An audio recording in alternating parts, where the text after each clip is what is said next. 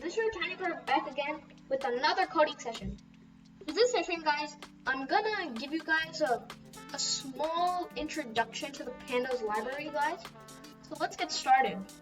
So first, you have to install Pandas either in your Anaconda or your pip. And if you've already installed it, then all you gotta do is just import it. So I'll just say import Pandas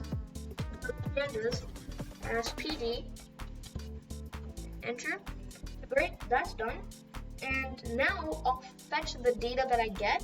So you can either have a file, or you can even just enter in a URL and get it. So I'll just say data is equal to, and I'll say pd.read underscore table, and inside I'll provide in the URL, which is http://bit.ly/UFO reports. Sorry, it's UFO reports. Okay, so I've entered in the URL just so that you guys can also access it as well. And I'll say comma separator, or sep is equal to, and I'll say comma. If I hit shift enter, then that will work. However, there's a shortcut way to do it, and that is instead of read underscore table, you keep in read underscore csv. And then you can just take out the separator, and that will work as well. So guys, there's multiple concepts in Pandas, guys. So today I'll just talk to you guys about how we can create a series or like get a series from a data frame. So for that, first I'll just say data.head. Okay, just see the first 5 lines, and you can see that it shows all the data. And if you're in Jupyter Notebook, you get this nice format of it. And yeah, so that's what we have, guys. It's the first 5 lines basically, and that's data.head. However, if you want the last 5 lines, then you can just keep data.tail, shift enter, and this will work as well. So I'll just keep it data.head for now, guys, and now I'll get on to getting a series from a data frame. So that is actually very simple, guys. All you gotta do is just say df of, or sorry, no, it's data frame. It's data of, and there, if I can just select any one of these columns. So I'll just say city, okay? And if I hit shift enter, then I'll get these, okay? So that's what I get there. However, this is the way to get a series from a data frame. So this is, guys, using bracket notation, okay, guys? However, you can also use a dot notation.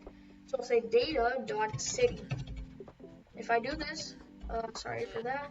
If I do this, it will work as well. But just so you know, not always you're going to get a dot notation, meaning that sometimes it is mandatory to use bracket notation, and sometimes it is not, meaning that only sometimes you can use the dot notation.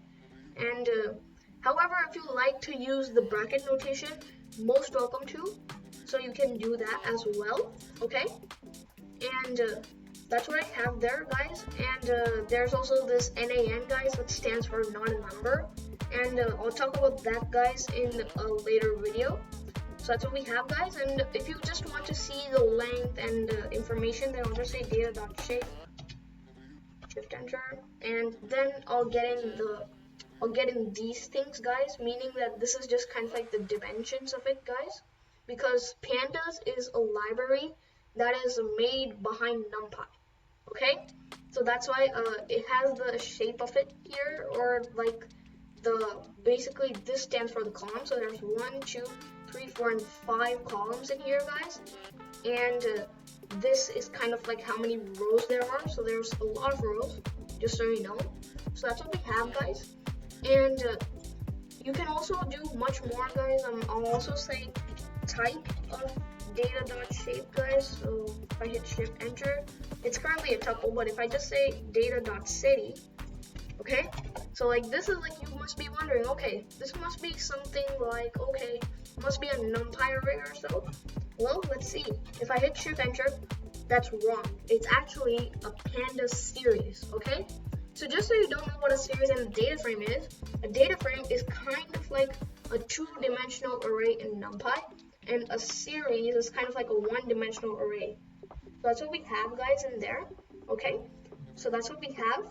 And now, what if you want to create a new data frame, okay? Or no, not a new data frame.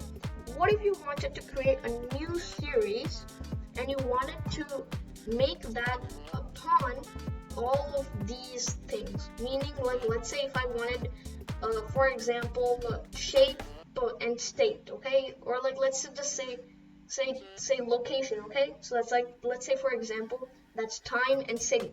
So for that, you gotta fetch the data of the city and then fetch the data of the time.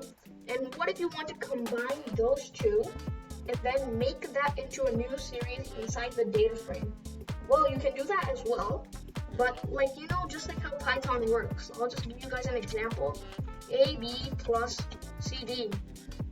So Python, it says ABCD, right? So just in that way, guys, Pandas kind of does work like that. What I'll do is I'll just say data of, and here I'll just say data of city plus data, or sorry, I'll just add spaces, plus data of, and here I'll say data of time, okay? For example, if I say shift enter, then it does give that out, but this looks very weird, right? Or if I just say data of time instead, let's say if I say data of state.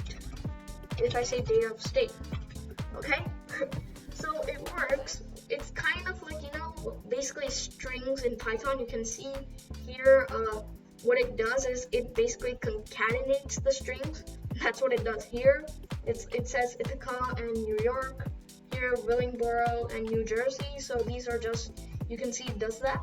However, you can also, if you want it to look neater, you can always just say, you know, a small string, just say comma, and then you can just say plus there. So now it will give out a nice one. You can see it says Ithaca, comma, New York, and all. So it gives out the data. So we have this, okay? But it's still not been added to the data frame yet. So what I'll do is I'll just say data.location, okay?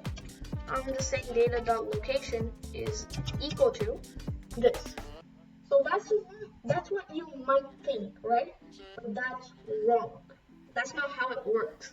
If you really do want to add something into a data frame, then you always have to use a bracket notation. So instead, I'll just say data of, and here I'll say location. Okay? So that's what I have here, guys. And if I just say shift enter, then it's gonna work. And now if I say data.head, let's do it again. And you can see that now there's a new column, location, right? So that's one more thing, guys. You always have to use bracket notation while adding something into a data frame, right? So you can see that now it works and it looks good. So that's what I have for this video, guys. Next video, I'll go deeper onto Pandas. Until then, see you later.